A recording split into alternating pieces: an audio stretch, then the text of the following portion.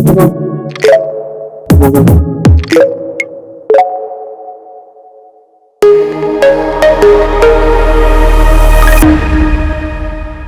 advice would you give publishers that are looking to improve their data strategy?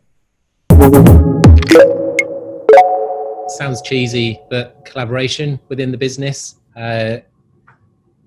Again, not to keep talking about things that aren't just advertising, but wherever we've had a success,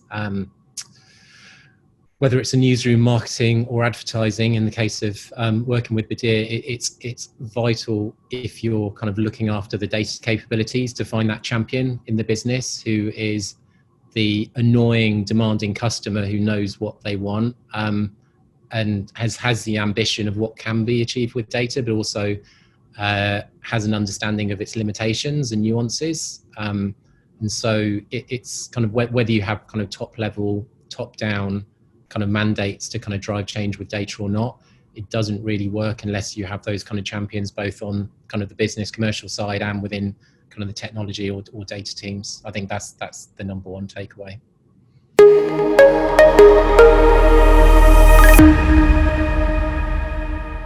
We're lucky. We're a huge publisher, and we operate two different models. You know, we have the Sun, which is huge and largely anonymous, and we have the Times, which is, you know, smaller but a subscribed audience. But I think the vast majority of the web is going to be publishers that don't have the headcount or the resource to sort of develop these new products and work on these sort of really meaty problems. And I think they are going to need to monetize across the open programmatically via the open market. And I guess I would just encourage them to get involved in what is an extraordinary period of collaboration between publishers, which, you know, I started back in print 20 years ago, and you just never would have got publishers sitting in a room together, let alone building these industry initiatives, such as, for example, the Ozone, which now hits more people per day than Facebook in the UK. And that's across what is essentially a relatively small number of premium publishers.